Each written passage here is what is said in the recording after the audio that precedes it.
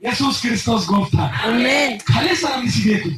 Wallaa silbee namni silbee mandara keessatti wajjin alattee wajjin guddattee wajjin nyaattee wajjin dhuftee homaa tokko namni silbee.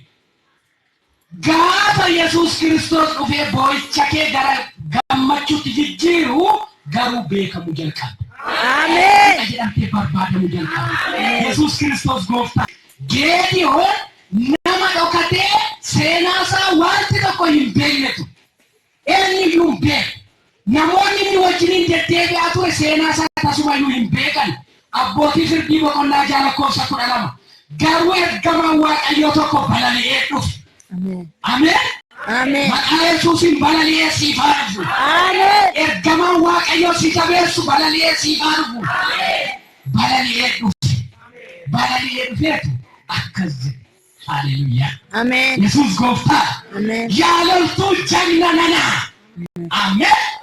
Waaqayyo si wajjin jira. Waaqayyo na wajjin jira. Waaqayyo na wajjin jira. Waaqayyo na wajjin jira. Waaqayyo na wajjin jira. Waaqayyo na wajjin jira na maal ta'a? Maal sodaa? Eenyu na sodaa? Of gooftaa. Hin danda'anidha mee? Hin danda'an. Yaalaltuu jagna nanaa. Waaqayyo si wajjin jira.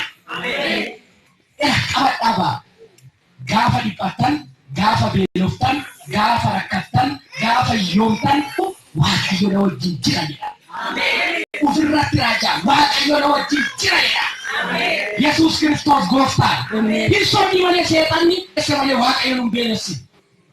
Guyyaa isaatti beelli keenya immoo quufatti jijjiirama. Guyyaa gurraa cobee uffata gaariitti jijjiiramna. Nuyi warra jijjiiramudha malee warra badu warra du'u miti. Garuu amantii isa keenyatu dhumi. Kanaafiyyuu yeroo hundumaa Waaqayyo na wajjin jira jedha. Ammayyuu mee harka keessan ol qabaati. Waaqayyo na wajjin jira jedhame. Waaqayyo na wajjin jira. Ani immoo chaappaa Yesuus irras ni kaa'e. Amen.